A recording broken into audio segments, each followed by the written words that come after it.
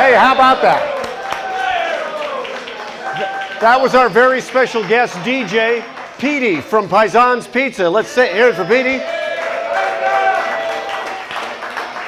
And all the dancing that you've seen on the show, if you'd like to be able to do that kind of dancing and you don't know how, there's a very simple place you can go. You can talk to Sophia Wolf at jiving.com, www.jiving.com. She will get rid of all your left feet. Well, she'll save you one. And also, as you may or may not know, we do tape the program live at the Out of Space in beautiful Berwyn, Illinois. Thanks to Aaron for being our host here. A round of applause.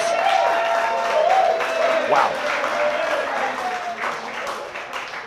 I'm so geared up right now, I can't even see straight because of the guests that we have next on the program. This, as they say in show business, is a big get. You've been seeing this man on your television set since the late 1970s. He is absolutely an icon in Chicago television. He was the man behind the Co's Zone. He was the man behind Stoogapalooza, and you definitely know him as the man behind the top hat and the long black hair. You know him as Svengoolie. We love him to death. He is Chicago's very own. Please say hello to Mr. Rich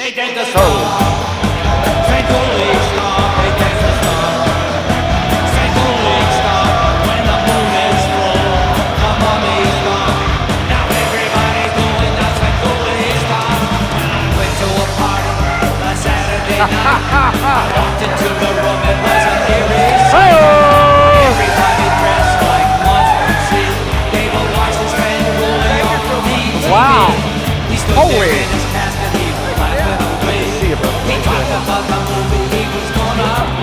Those are my parole officers, by the way. We have a very special visitor from the East.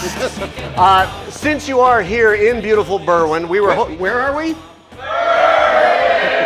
Just testing, thank you.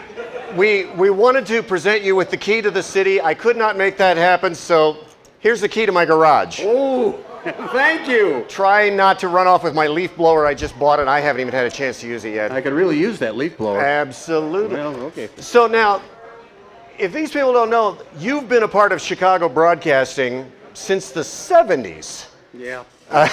When you were like 4 years old. Well, a little older than that, but yeah. Now, you started on radio? I started on radio in high school. Our high school, Main East in Park Ridge, had a real FM station. It was like 88.5 at the time. Nice. And I always loved guys on the radio, loved listening to them and thought they were clever. And when I found out I could actually be on the radio, I went there and volunteered and got on the air. That's very... So then, how do you make the connection from that to being in cahoots with the original Svengoolie, Jerry G. Bishop? Well, basically by being a fan. He started as the staff announcer. They used to have live staff announcers on TV stations, and he was the live staff announcer on Friday nights on WFLD when they were running horror movies. And he was just, playing around with the copy and started doing this character. And I was a fan of his from his radio work and from what he did on TV. And he was reading jokes and things that people sent in, so I started sending in jokes and parodies of commercials and things like that. And pretty soon he was getting in touch with me and he said, hey, could you write a parody of this specific commercial or something like that? And I did, and I ended up working with him that way. For a considerable number of years you worked with him, and then there came that moment where Jerry said, okay, I'm going to literally pass the hat to you. What was that conversation? Well, what happened was during one summer, somebody from one of the TV stations, who was a friend of his, got in touch with him and they said, would you want to just as like a summer, replacement show type thing, just for fun, do Svengoolie again? Now, Jerry said he didn't necessarily want to, and the reason at the time was because he actually thought someday he might want to run for local office. And he didn't want them holding up a picture of him and saying, this is my opponent. But he had enough confidence in me. He said, you could be the son of Svengoolie, and then I'd produce the show and write it with you. And we thought, that's cool. We had some false starts on it. Never happened. And when Jerry was going to leave for a job in San Diego, he said to me, what are you going to do? And I said, well, I don't know.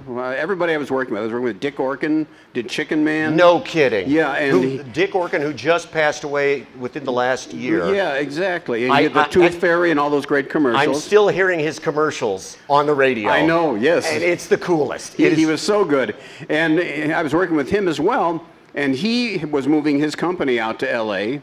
Jerry was moving to San Diego, and I wasn't going to make the commute, obviously, and was willing to turn the keys to it over to me. The keys just like to the that. crypt. Not the keys to the garage, but the keys. Yeah, exactly. By the way, for those who can't see at home, the fob on this key is a picture of Madonna naked hitchhiking.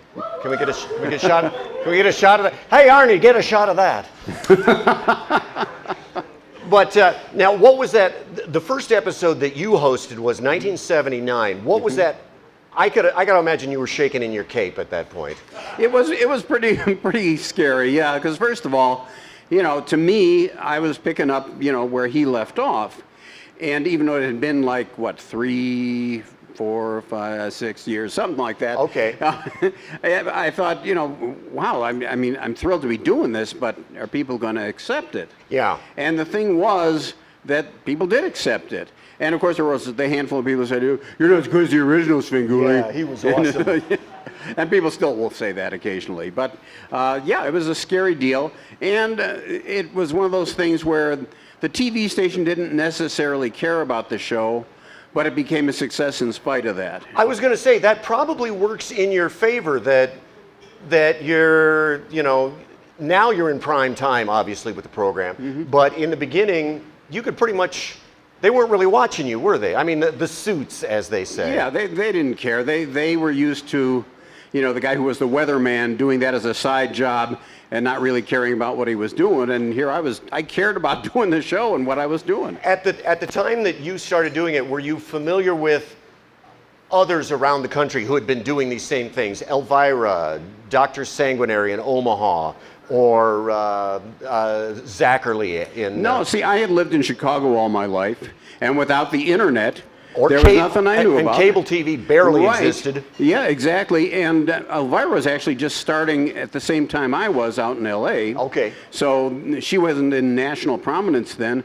The only person I knew of was Marvin, who had been on ABC here. Right. And I had only seen him a couple times when I was very small because we weren't allowed to stay up that late and watch it. So we'd be at a relative's house, and if we stayed there late enough, I got to see a little bit of it. What was the first of the classic monster movies? I'm assuming you've been watching monster movies since you were a wee small tyke. When I was really small, I was afraid of everything, including horror movies. The scariest movie I ever saw, when people ask, what's the scariest movie you ever saw when you were a kid, was The Wizard of Oz, because the witch freaked me out. Not the flying monkeys are fine, but the witch, that voice, for some reason, just really scared me. Excellent. So, and then were there other TV shows from your youth that you went, okay, this is the show that twisted my brains and made me Rich Coase, who went on to do this stuff? Well, I think, you know, between just the comedians that I watched. Okay. Because I loved, from when I was a little kid, I loved Jack Benny shows, though at the time I probably couldn't tell you why.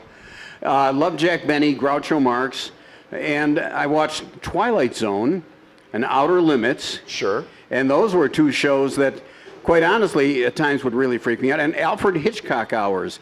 Those would go from the range of, it was talking for a half hour and I didn't care, right, to ones that really scared the hell out of me. Okay, I can understand that. So, speaking of Groucho, it reminds me of the fact that when you are doing the Svengoolie makeup, there is a link between your Svengoolie makeup and Groucho's makeup.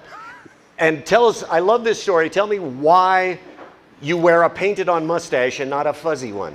Well, it's a very strange. I used to wear a very long sort of, I think it was like a sergeant major mustache or something was the name of it. Very strange. Go look up your theatrical stuff. And it stuck on with spirit gum. Spirit gum is terrible stuff. It's really noxious and awful. And I was going to my dentist and he said, you know, your gums are really in bad shape. And I was like, really? He said, what are you doing? And I said, I'm not doing anything.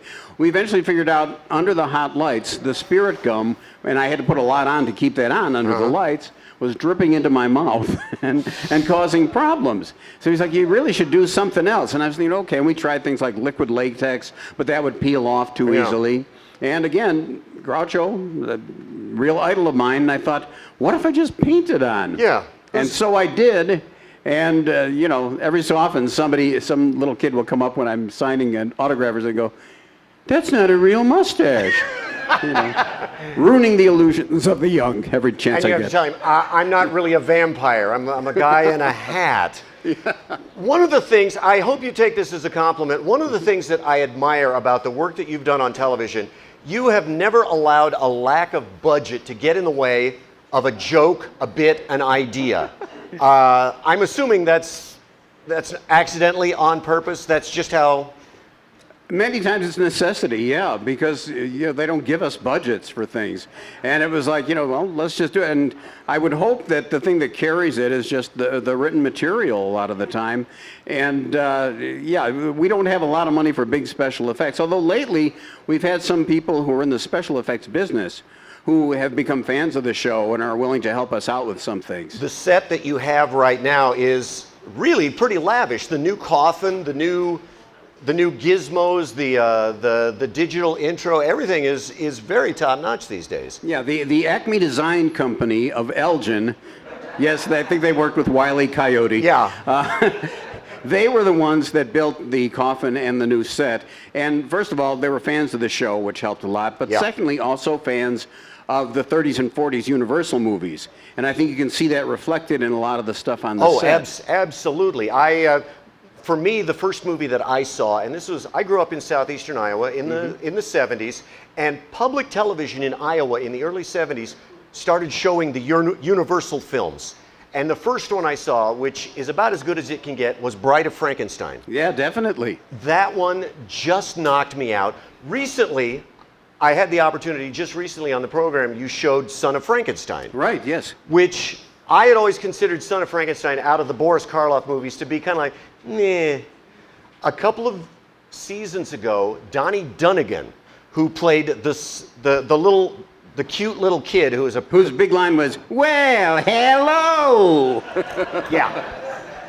He made an appearance in the Chicago area with a showing of Son of Frankenstein, and I found that sitting in the theater watching the film with Donnie Dunnigan in the audience, I recognized how good a film that really is. It really is, and one of the things that I really love about it is Bela Lugosi, because everybody's like, oh, he's Dracula and he's a real stiff actor and everything. When you see him play Igor in that shows his versatility. He was an amazing actor, and that character is so far removed from Dracula and some of the other characters he played.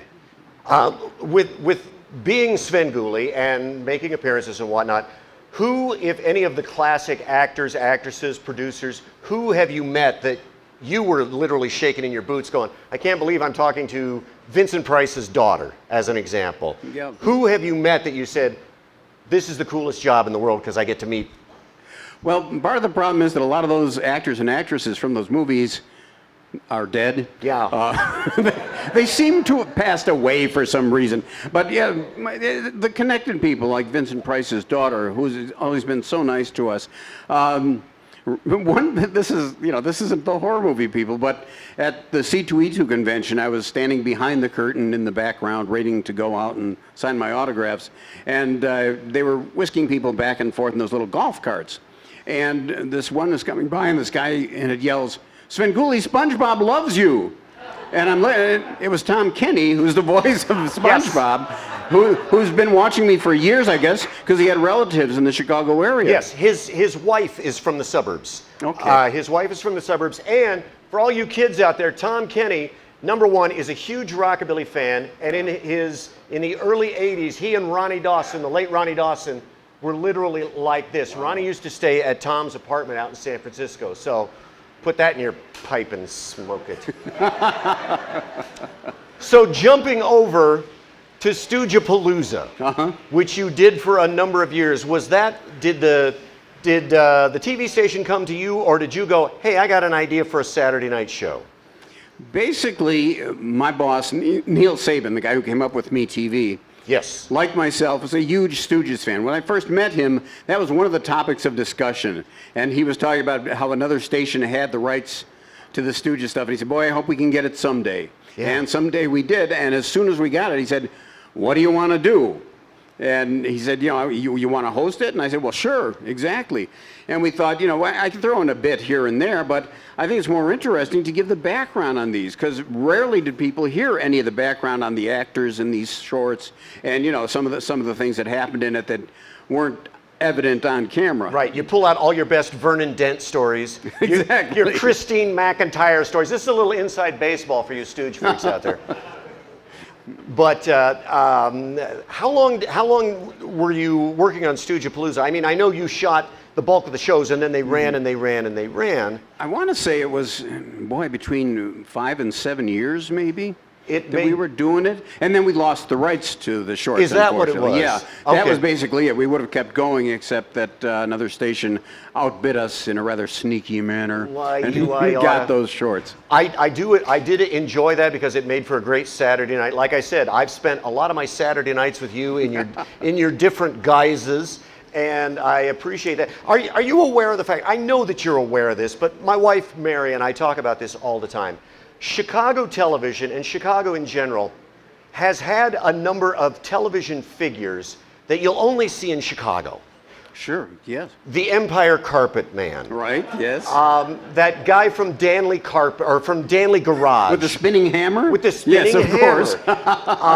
The Menards guy. Sure, yes. Well. Number one, during the course of the time that you've been doing the Svengoolie show, number one, you've impersonated all of these people yes, I have. At one time or another.